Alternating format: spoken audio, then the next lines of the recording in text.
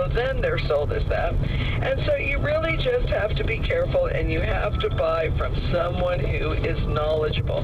And that's why it's very important for me to keep up on my education and my knowledge so that I can advise you correctly on what it is you're buying, what the best value is, and why you should buy this over that. And if you need me to help you with that, I can work as a consultant. You can bring in what it is that you want to buy or sell, and I can help you with that. So I hope you've enjoyed the show. I know I talk a lot about some of the instances that happen here and how important it is to be educated. So if we can help you, remember you can give us a call at 584-0022. I'm Susan Eisen, signing off on Saturday. We'll see you next Saturday at 12:30 with Crazy About Jewelry Radio. Bye now.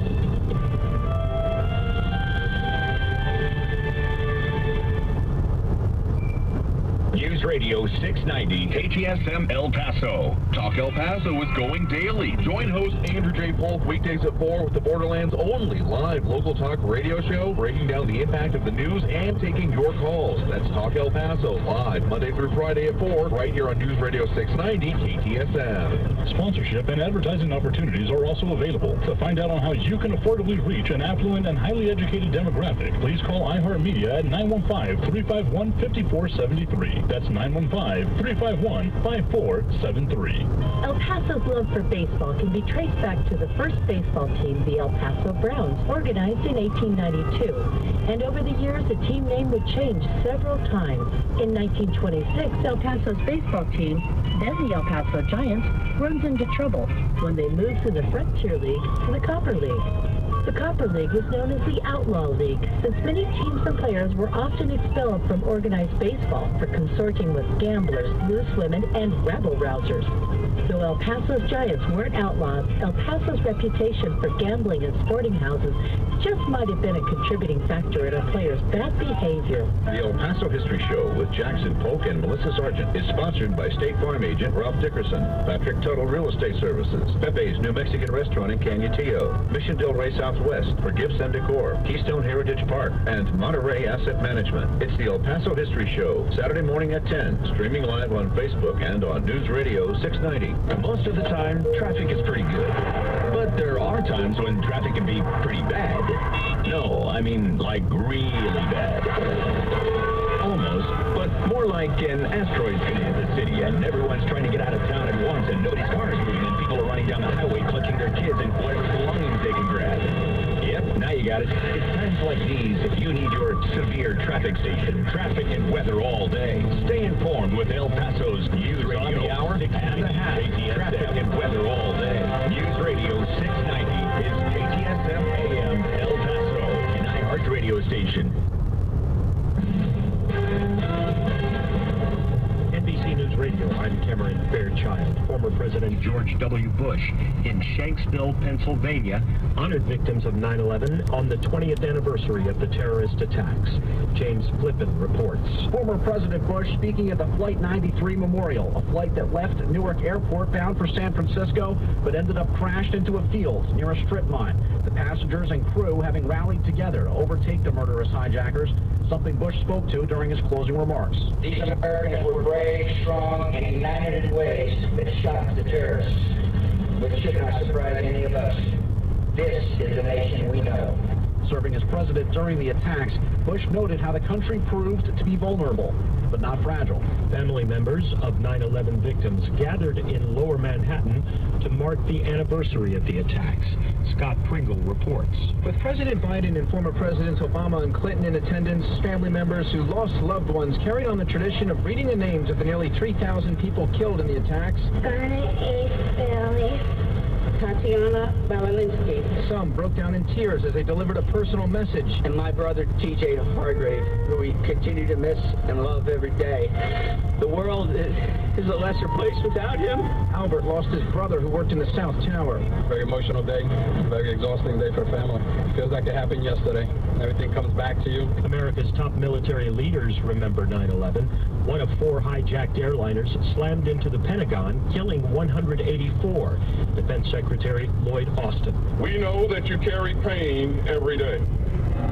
We know that you bear your losses not just at times of ceremony, but also in ordinary moments of absence. I'm Cameron Fairchild, NBC News Radio.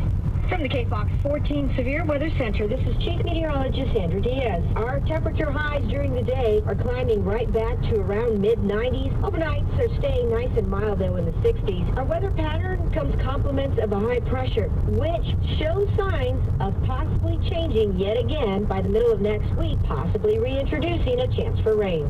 Companies are turning over thousands of documents to the committee investigating the January 6th Capitol riots. They and others are being asked to produce records on many topics. They include the spread of misinformation, domestic violent extremism, and any foreign influence during last year's election. Committee Chairman Benny Thompson is giving the companies that also include Reddit, Snapchat, and YouTube 2 weeks to comply.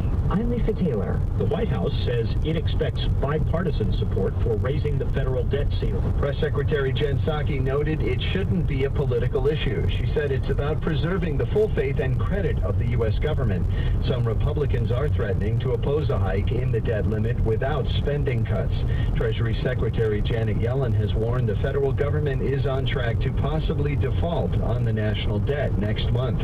I'm Brian Shook. A Florida appeals court rules in favor of Governor Ron DeSantis' ban on mask mandates in schools. DeSantis filed an emergency appeal after a Leon County judge earlier this week ruled against the Republican governor. DeSantis says he wants to give parents a choice on whether their children should wear masks in school. The ruling means districts can once again have funding withheld for mandating masks while the case works its way through the appeals process. I'm Rick Hochul.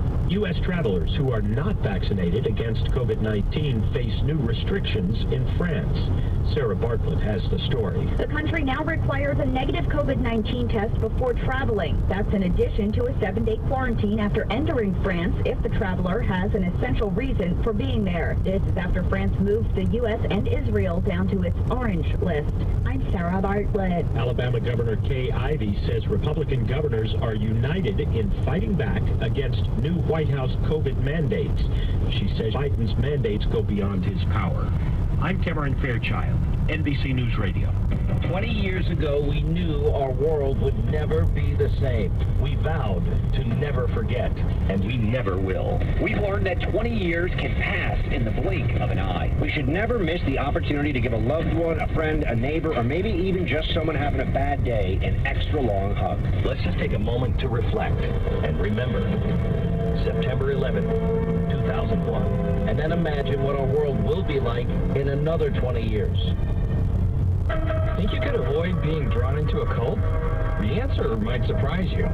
On the new documentary-style podcast, Was I in a Cult?, you'll hear the fascinating real-life stories from cult survivors who got in and, most importantly, got back out again. Why are we all so obsessed with cults?